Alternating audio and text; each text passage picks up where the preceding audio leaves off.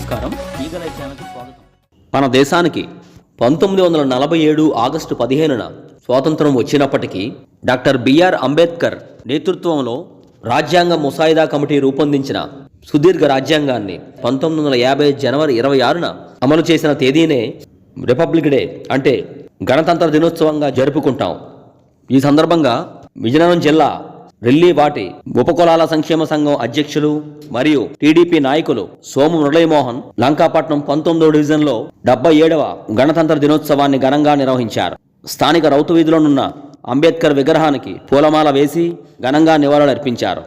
జోహార్ బాబాసాహెబ్ అంబేద్కర్, జోహార్ బాబాసాహెబ్ అంబేద్కర్, జోహార్ బాబాసాహెబ్ అంబేద్కర్. బడుబడిన ఆశా జ్యోత్కే, బడుబడిన ఆశా జ్యోత్కే, ప్రపంచ మేధావికి, ప్రపంచ మేధావికి, జోహార్ బాబాసాహెబ్ అంబేద్కర్.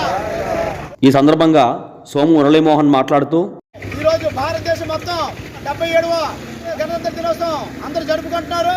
అయితే ఆ మహానుభావుడు 1947 సంవత్సరంలోనే మనకు స్వాతంత్రం రావడం జరిగింది.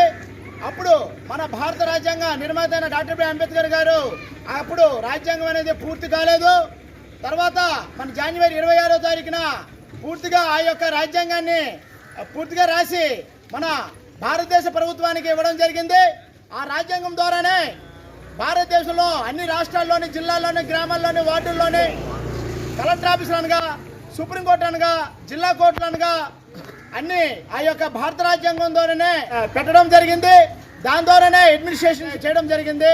కాబట్టి ఈరోజు జనవరి 26 తారీఖున గణతంత్ర స్వాతంత్ర దినోత్సవం భారతదేశం మొత్తం గర్వంగా ఓ పండుగలా జరుపుకుంటున్నారు. జోహార్ జోహార్, ప్రపంచ మేధావికి, ప్రపంచ మేధావి.